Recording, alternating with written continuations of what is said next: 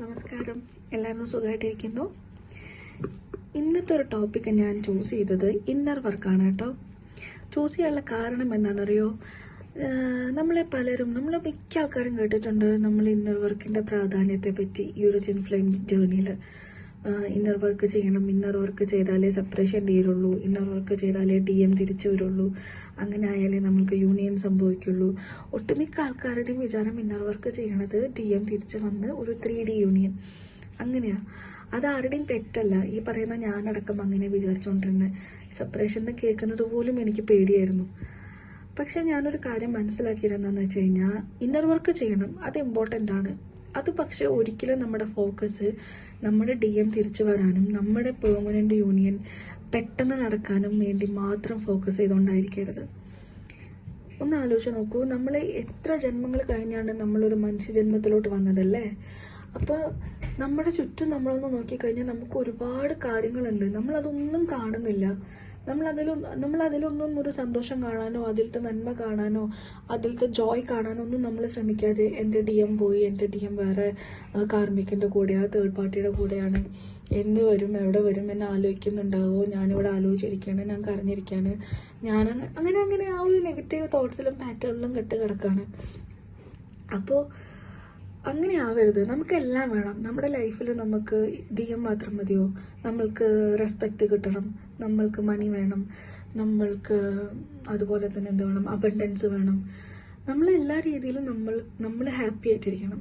അതിനല്ലേ നമ്മളെ ദൈവം ഭൂമിയിലോട്ട് വിട്ടത്. അല്ലാതെ DM ആയിട്ട് കല്യാണം കഴിച്ച് കുട്ടീൻ്റെ ആയിട്ട് യൂണിയനായിട്ട് ഇങ്ങനെ വെറുതെ ജീവിച്ച് മരിക്കാനാണോ? എങ്കിൽ നമ്മളുടെ ലൈഫും സാധാ ലൈഫും തമ്മിലുള്ള വ്യത്യാസം എന്താ? എല്ലാവരും നമ്മൾ ട്വിൻ ഫ്ലെയിംസ് സൊസൈറ്റിയിൽ ഒരു ബ്രേക്ക് ചെയ്യാൻ വന്നതല്ലേ റൂൾസ്.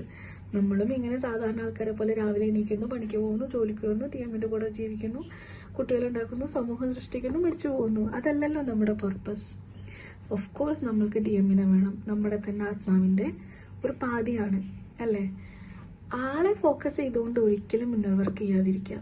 ഇന്നർ വർക്ക് ചെയ്യണത് നമ്മുടെ നല്ലതിന് വേണ്ടിയായിരിക്കണം, നമ്മുടെ ഗ്രോത്തിന് വേണ്ടിയായിരിക്കണം.